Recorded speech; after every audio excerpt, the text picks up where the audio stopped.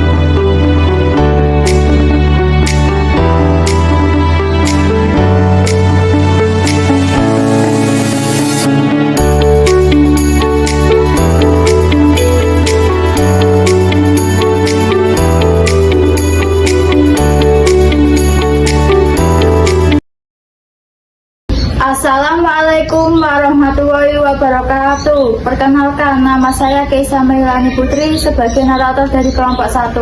Kelompok kami akan menayangkan drama dari cerpen Puisi Mas Kawin karya Fanny Jonathan Diop yang disutradarai oleh Desti Hayati Azubi Sulha dan asistennya Nadia Ramadhani. Inilah kisah Puisi Mas Kawin. Suasana siang hari diselimuti ketegangan yang terasa antara anak perempuan dan ayahnya. Di ruang tamu, ayah sedang duduk berbicara serius mengenai hubungan asmara anaknya, yaitu Jublina. Kalian sudah 5 tahun pacaran, sudah terlalu lama. Sudah apa saja yang sudah kalian lakukan?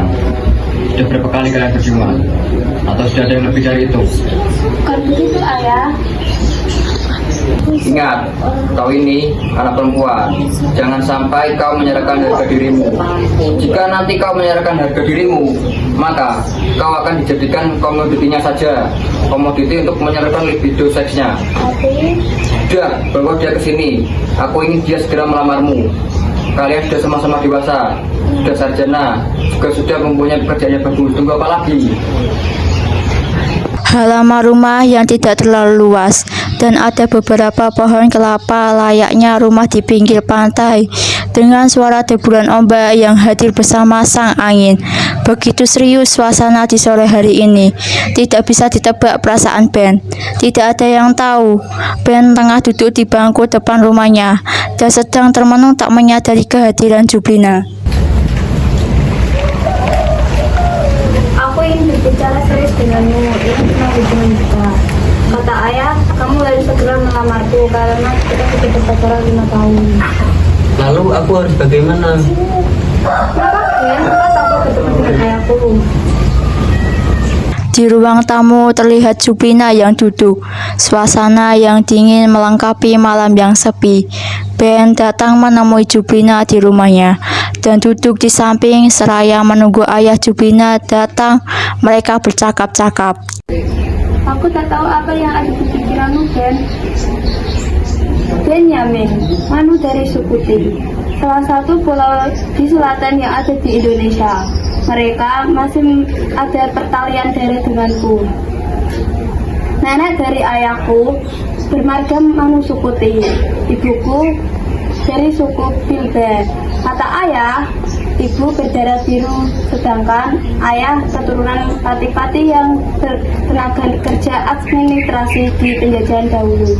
Pantas saja kakek mendapatkan pekerjaan di penjajahan Belanda. Ayah datang dan kemudian duduk di samping Jublina. Ingat, kau ini berdarah biru, keturunan raja. Maka calon suamimu harus tahu akan hal itu. Paham maksudnya? Perempuan keturunan raja, jika menikah nanti, sang suami harus memberikan gadis bernilai tinggi.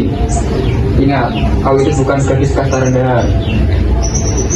Lalu ayah berlalu pergi meninggalkan Jublina yang terdiam karena ucapannya. Kini aku menjadi mengerti. Please, please, mas kawin untuk persyaratan pertunangan nanti. Meski zaman modern, please tak lekang dari segala teknologi yang merajai dunia. Aku tak menyalahkan budaya yang ada di sukuku, tetapi apakah itu relevan? Aku tak sedikit pun mendengar persetujuan dari pihak perempuan. Jika benar, mengapa Bliss menjadi penghalang untuk sepasang kekasih yang sedang kasmaran?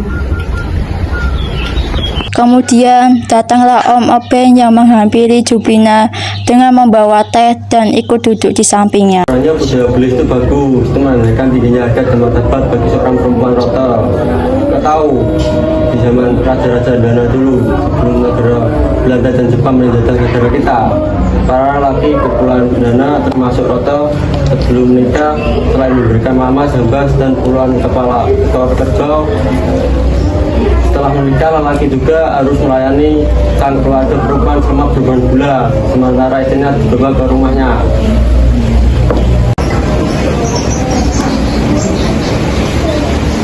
Oh ya, sekarang zaman sudah berubah. Kadang Bliss sudah tidak menjadi persyaratan, jaminan cinta, kawinlah sudah. Di ruang tamu terlihat seorang Jublina yang tengah duduk di kursi dan berbicara sendiri memikirkan tentang ucapan sang kekasihnya, yaitu Ben. Hari yang sudah malam dengan suasana sendu yang menyelimuti pikiran Jublina.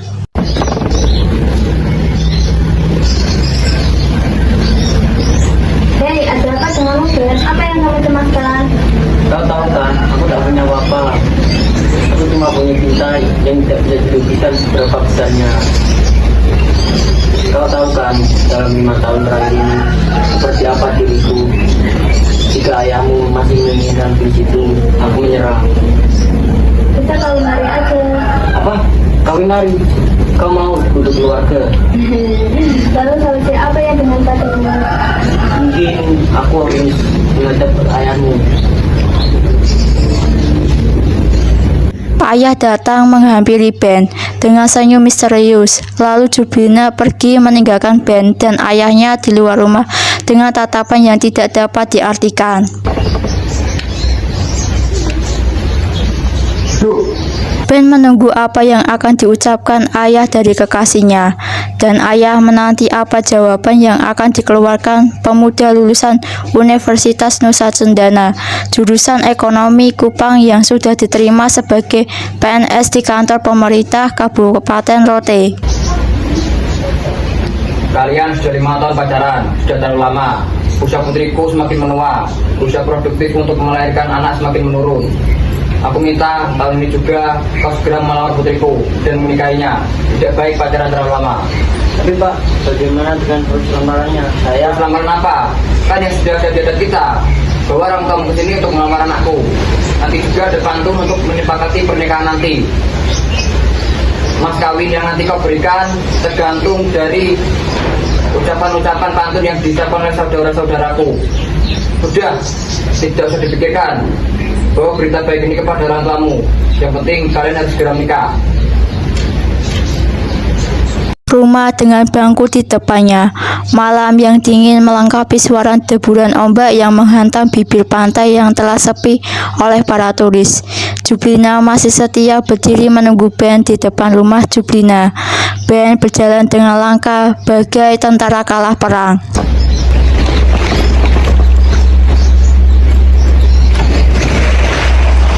Apakah ayah menginginkan bis? Iya, Lalu, minggu depan aku harus membawa kedua orang tuaku menemui kedua pamanmu, ayah serta ibumu.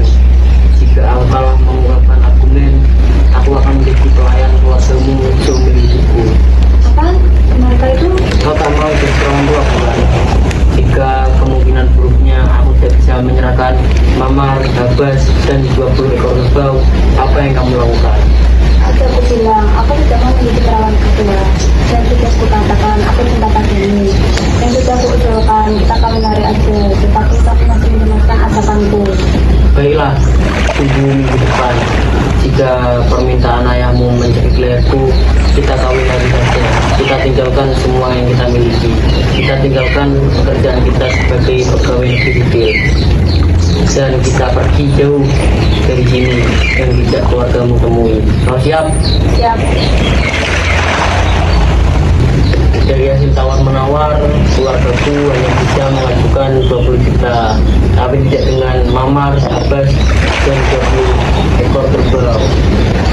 Keluargaku hanya mengajukan 20 juta, tari-tarian, dan puluhan tenun ikat buatan ibuku. Selebihnya aku cuma mempunyai cinta untuk Jublina. Dan ayahku, apa resikonya? Dia setuju. Dia tidak mau anak perempuannya jadi perawan tua. Ah, bisa aja kamu.